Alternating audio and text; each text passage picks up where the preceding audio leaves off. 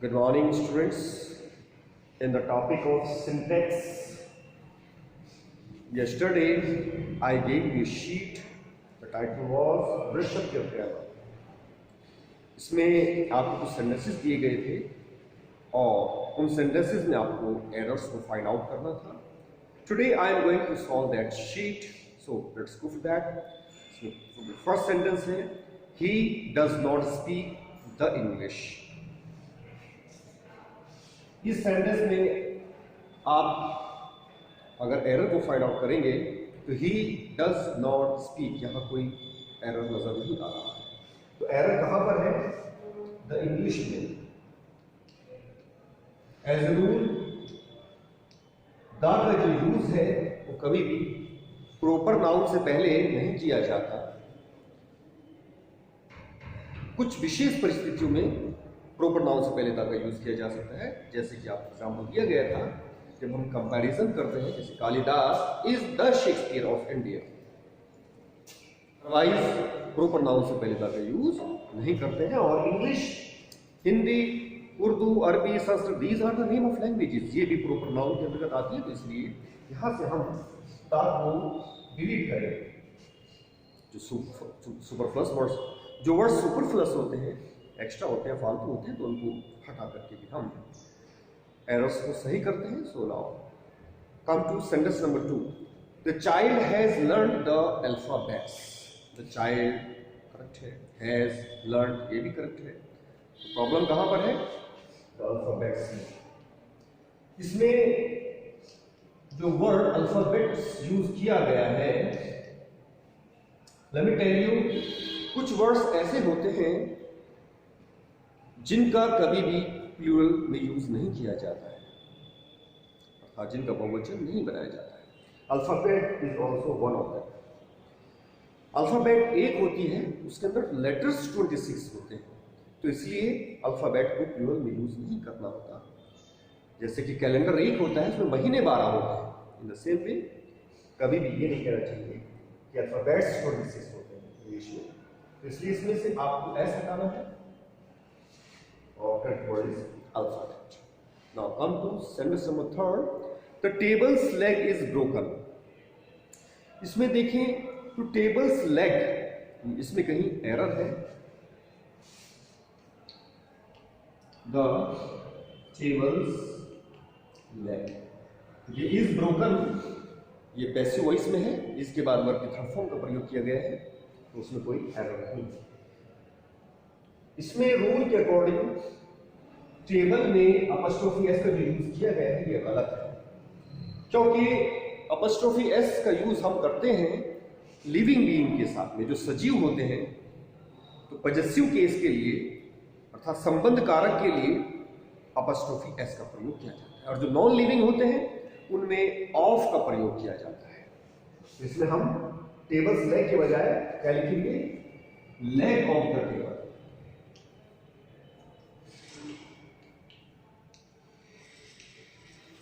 यद्यपि इसमें कुछ एक्सेप्शंस भी हैं. अगर हम नॉन लिविंग को लिविंग के रूप में दिखा रहे हैं तो वहां पर हम अपस्ट्रोफी एस लगा सकते हैं. नापतोल की चीजों से पहले भी, या समय से संबंधित जो शब्द होते हैं उससे, उनमें अपस्ट्रोफी एस का प्रयोग किया जा सकता है. परंतु नॉर्मली हम नॉन लिविंग के लिए ऑफ का प्रयोग करते हैं, और उसके लिए आपको बाद वाले वर्ड को पहले लिखना है, ऑफ लगाना है, और पहले शब्द को बाद में लिखना है. This was sentence number 2. Now come to sentence number 4. I gave him 2 dozen pencils. I correct है, gave correct है, him में कोई प्रॉब्लम नहीं है. 2 dozen pencils, इसमें आपको देखना है क्या एरर है. 2 यानी 2 दर्जन pencil. Let me tell you here, dozen में कहीं ना प्रॉब्लम है. डजन्स जो लिखा हुआ है, डजन का मतलब होता है दर्जन, तो ये ऑलरेडी 12 है. दर्जन, एक दर्जन का मतलब 12, तो ये ऑलरेडी बहुवचन है. इसमें एस लगाकर हम इसको गलत लिख रहे थे, तो ये ऑलरेडी बहुवचन में यूज किया जाता है, तो इसलिए इसमें से आपको एस हटाना होगा. Now come to sentence number 5. He is left with only 5 rupees. He is left only with 5, उसके पास केवल 5 रुपए बचे हैं।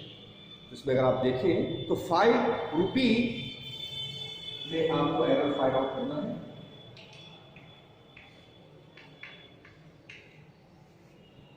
5 एक से ज्यादा है, इसलिए रुपी में एरर है, रुपी को रुपी नहीं बल्कि रुपीज लिखा जाएगा। तो यहां पर आपको एस लगाना है। हाँ, अगर 1 होता तब रुपी लगाया जाता, तो 1 के साथ रुपी होता है, 1 के बाद सब प्लूरल है, 2, 3, 5 जितने भी आप लिखेंगे तो रुपी में एस का यूज किया जाएगा। इसको शॉर्ट में जब आप लिखते हैं तो रुपीज ऐसे लिखते हैं, जबकि 1 के लिए रुपी RE लिखा जाता है। तो पहला लेटर लिखा जाता है और उसके बाद लास्ट का लेटर लिखा जाता है, तो रुपीज इस तरह बनता है और रुपी इस तरह बनता है। ये रुपी 1 के साथ और 1 के बाद जितने भी रुपी होते हैं तो रुपीज का यूज किया जाता है। Sentence number 6, he gave me 3 5 rupees note। इसमें he gave me में कोई प्रॉब्लम नहीं है, 3 यानी एक से ज्यादा है, 5 रुपीज नोट्स, तो 3 एक से ज्यादा है, इसलिए नोट्स में भी कोई प्रॉब्लम नहीं है।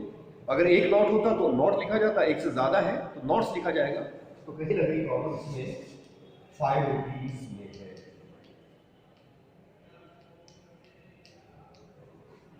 तो यहाँ पे 3 है और यहाँ पे नोट्स है, तो ये नोट्स तो करेक्ट है।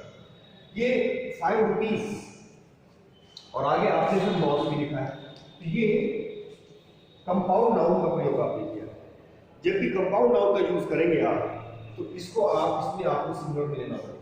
रुपीज को रुपी के रूप में लिखना पड़ेगा जब कंपाउंड के रूप में इसका यूज करेंगे। तो 5 रुपी नोट्स ये ऐसे लिखा जाएगा, 3 5 रुपी नोट्स। नोट्स पे फर्क पड़ेगा, यहाँ की संख्या का अगर 1 है तो नोट आएगा, एक से 1 से ज्यादा 3 है तो नोट्स ये करेक्ट है, लेकिन इसको 5 रुपी ये जो भी है 3 रुपी 5 रुपी 10 रुपी जो भी कुछ है, तो यहाँ पे आपको इसको सिंगुलर में लेना होगा।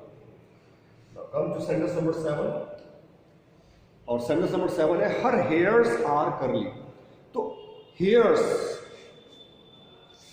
के बारे में मैं आपको बताता हूं। अगर बॉडी में कहीं ऐसे हेयर हैं जिनको हम काउंट कर सकते हैं, तब उसका सिंगुलर और प्लूरल बन सकता है, तब आप उसको हेयर्स के रूप में यूज कर सकते हैं। लेकिन जो सर के बाल होते हैं उनको चूंकि अनकाउंटेबल है, गिने नहीं जाते, तो इसलिए इसको कभी भी हेयर्स नहीं लिखा जाता, इसको सिंगुलर में लिखा जाएगा। हेयर्स के स्थान पर आपको हेयर का यूज करना है। एक इडियम है हेयर्स स्टूड ऑन एंड, इसमें आप कोई भी सब्जेक्ट लगाइएगा, जैसे my hair stood on end, इसका मतलब है मेरे रोंगटे खड़े हो गए, ये अलग सेंस में है।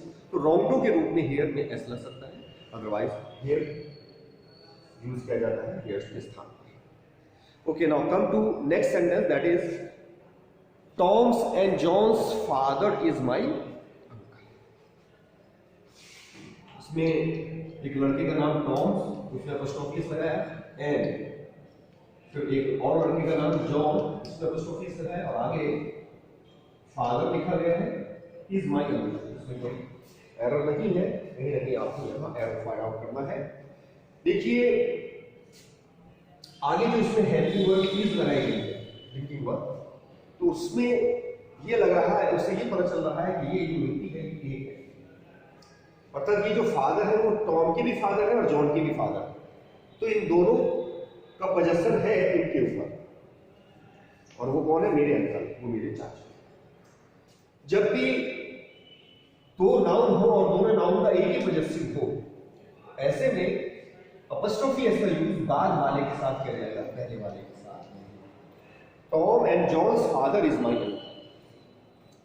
दोनों नाउन में अपॉस्ट्रोफी एस का यूज तब किया जाता है जब दोनों का ये पोजेसिव या जिससे साथ में संबंध है वो अलग अलग है। टॉम के पिताजी अलग हो, जॉन के पिताजी अलग हो, तब दोनों में अपॉस्ट्रोफी एस का यूज किया जाएगा। परंतु आगे इज से और माई अंकल से पता चल रहा है कि ये एक ही व्यक्ति है। मैं और एग्जांपल आपको देता हूं, Tina's and रीनाज husbands are brothers. इसमें टीना के जो पति है और रीना के जो पति है वो दोनों भाई हैं। तो इसका क्या मतलब है कि दो व्यक्ति हैं, दो हस्बैंड है, तो दोनों ने अपॉस्ट्रोफी का प्रयोग किया है उसमें। तो इस प्रकार आप इसमें ध्यान रखेंगे, अपॉस्ट्रोफी सिर्फ लास्ट में लगेगा। Now sentence number 9, leave him and I alone. जब कोई सेंटेंस वर्ब से शुरू होता है तो उसे इंपेरेटिव सेंटेंस कहा जाता है, और इंपेरेटिव सेंटेंस में आप वर्ब के बाद में ऑब्जेक्ट लगाए। हिम आपने ऑब्जेक्ट लगाया है, और एक ऑब्जेक्ट इसमें और लगा है आई। लेकिन ये जो आपने ऑब्जेक्ट लगाया ये वजह से ये सब्जेक्टिव केस में लगाया है, जो गलत है। ये भी ऑब्जेक्टिव केस में आना चाहिए, जैसे कि ये का ऑब्जेक्ट हिम होता है तो आई का ऑब्जेक्ट क्या होता है, मी। तो यहां पे आपको मी लग रहा है।